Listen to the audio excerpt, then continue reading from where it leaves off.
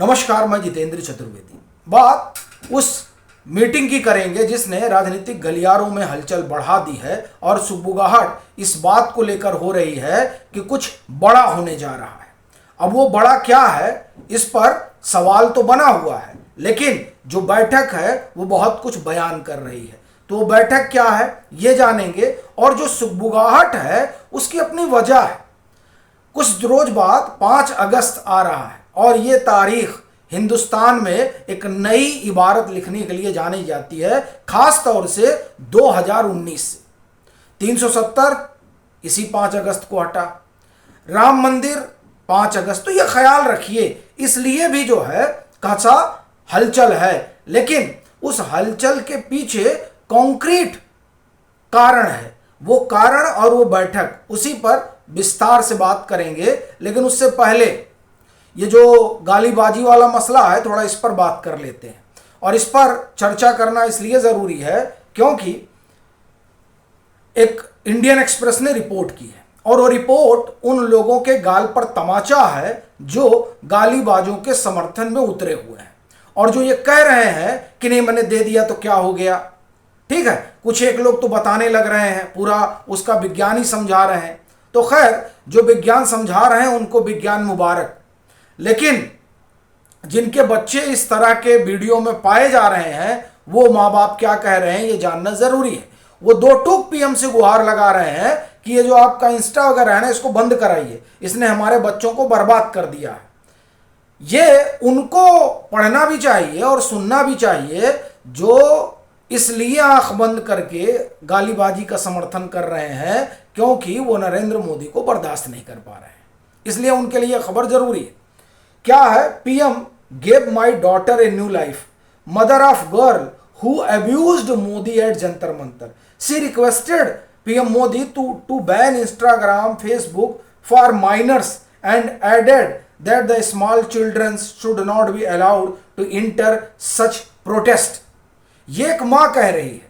दरअसल जिन का ये समर्थन कर रहे हैं, सवाल यहीं से उठता है कि जरा उनके माँ बाप से भी तो आप पूछिए, आप काहे चौधरी बने हुए हैं इस बात के लिए कि नहीं गालीबाजी दे दी तो क्या हो गया। कौन होते हैं आप भाई?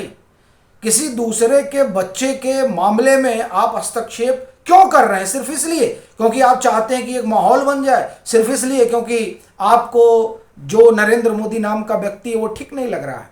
इसलिए तो आप किसी के घर में अपनी नाक नहीं घुसेड़ सकते हैं ना। आखिर में देखिए, जो पीएम का इंस्टा पे वीडियो आया जिसमें उन्होंने कहा कि ठीक है हम माफ करते हैं, कोई बात नहीं, तो आप लोग चिढ़ा रहे थे कि अरे वो दीपके कह रहा था कि आप माफ क्या कर रहे हैं, आप माफी मांगिए। अब देखिए क्या कह रहे हैं बच्चों के माँ बाप, यानी ये दीपके के भी गाल पर तमाचा है। उस माँ ने सीधे तौर पर अगर आप कहें तो दीपके को जड़ दिया, और ये जो जड़ना है वो सीधे बताता है कि क्या समाज में चल रहा है। ये दरअसल समाज का दर्पण है जो न दीपके को समझ में आ रहा है, न उन लोगों को जो लामबंद हो रखे हैं सिर्फ इस बात के लिए कि सरकार कुछ भी हो जाए, साहब बदल जाए, ये कुछ भी हो जाए सरकार बदल जानी चाहिए। तो ये उनके लिए एक सबक है, इसलिए ये इस पर बात करना बड़ा जरूरी हो गया। अब आते हैं बैठक पर। देखिए, अगर आप गौर करिए जो बैठकें चल रही हैं उस पर, उन बैठकों में आप देखिए एक बैठक होती है केंद्रीय गृह मंत्री की आईबी प्रमुख के साथ, यानी कुछ है जो इंटरनल सिक्योरिटी से जुड़ा हुआ है, और ये स्टेज आपको बता रहे हैं, तब आप समझेंगे कि दरअसल हलचल क्यों है। ठीक है साहब। उसके बाद में डोभाल साहब के साथ बैठक होती है, फिर पीएम और केंद्रीय गृह मंत्री की बैठक होती है, उसके बाद में प्रधानमंत्री नरेंद्र मोदी की अगुवाई में एक बड़ी बैठक होती है। अब आप देखिए, पहले गृह मंत्री आईबी प्रमुख से मिले, उसके बाद में डोभाल साहब से उनकी मीटिंग हुई, फिर प्रधानमंत्री नरेंद्र मोदी को ब्रीफ किया गया, उसके बाद में बड़ी बैठक बुलाई गई। उस बैठक में केंद्रीय गृह मंत्री अमित शाह, राजनाथ सिंह, निर्मला सीतारमन, एस जयशंकर, डोभाल साहब, ये लोग जो है मौजूद रहे। अब ये जो मौजूदगी है ये बता रही है कि ब्रीफिंग किस तरीके से चल रही। और ये ख्याल रखिएगा कि ये जो मीटिंग हुई, ये मीटिंग उस दरमियान हो रही है जब जंतर मंतर का प्रोटेस्ट खत्म हो चुका है। जंतर मंतर को लेकर कई तरह की सूचनाएं बाहर आ रही हैं और उन सूचनाओं से ये पता चल रहा है कि दरअसल इसमें किस तरह के लोगों का हित लाभ शामिल था। इसमें यह भी पता चल रहा है कि दरअसल जो एफसीआरए है, एफसीआरए को लेकर जो कानून बनने जा रहा है, उस कानून को लेकर जो प्रभावित हैं, प्रभावित यानी जो लाभार्थी हैं वो भी, और जो हितधारक हैं वो भी, और जो पैसा पैसा भेज रहे हैं वो भी विदेश से, ये सभी लोग इस बात को लेकर खफा है कि भारत सरकार को इस तरह का निर्णय नहीं लेना चाहिए। सवाल यह है कि जो लोग नाराज हैं कि भारत सरकार को इस तरह का निर्णय नहीं लेना चाहिए, वो अपनी एक लामबंदी तो कर ही रहे हैं, ठीक है। लेकिन अगर मामला सिर्फ इस लामबंदी से होता और इस लामबंदी को काउंटर करने से होता तो उसके लिए प्रधानमंत्री की अध्यक्षता में बैठक होना जरूरी नहीं था। फिर तो वो गृह मंत्री अपने स्तर पर निपटते जिस तरह से अभी गृह मंत्री निपट रहे हैं। और इसका जीता जागता उदाहरण है जंतर मंतर। देखिए किस तरह से उन्होंने टैकल किया है, उसको लेकर कई तरह की बातें खड़ी की जा रही हैं, लेकिन जब आप उसकी तह में जाइएगा तब देखिएगा कि किस तरह का यह पॉलिटिकल एजेंडा था छात्रों के कंधे पर सवार होकर। क्यों कह रहा हूं? अभी झारखंड में पिछले एक हफ्ते से प्रोटेस्ट चल रहा है, लेकिन इस दीपके को नहीं दिखाई दे रहा है और कह रहा है कि हम तो जो है आराम करने आए हैं, अभी हमने लंबा प्रोटेस्ट किया, अब हम आराम कर लें तब जाए। ठीक है साहब, आशुतोष रंका राजस्थान तक चले जाते हैं लेकिन झारखंड की यात्रा नहीं कर पा रहे हैं। सौरभ दास पार्टी मना ले रहे हैं लेकिन झारखंड में जो छात्र बिना किसी सहयोग के आंदोलनरत हैं उनकी बात नहीं कर रहे हैं। राहुल गांधी छात्रों के गूंज का कार्यक्रम कर लेते हैं और जंतर मंतर पर बुलाकर पीसी कर लेते हैं, माफ करिए 10 जनपद पर बुलाकर पीसी कर लेते हैं, लेकिन झारखंड में जो चल रहा है उसको एड्रेस करने नहीं जा रहे हैं। केरल में जो बच्चों पर चल रहा है उसको एड्रेस करने नहीं जा रहे हैं।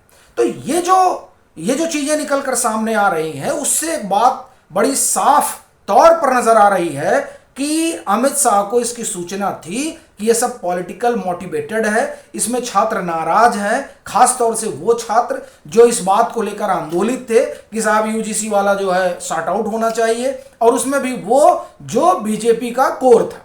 तो बीजेपी का कोर एक तो यूजीसी की वजह से आंदोलित हो गया और दूसरा राम मंदिर की वजह से। तो ये जब दोनों चीजें देखा उन राजनीतिक दलों ने जो किसी भी तरीके से डेंट लगाना चाहते थे बीजेपी को, तो उनको लगा कि अब कुछ सिगुफा खड़ा किया जाए और हो सकता है उस सिगुफे में इस नाराजगी का उनको फायदा मिल जाए।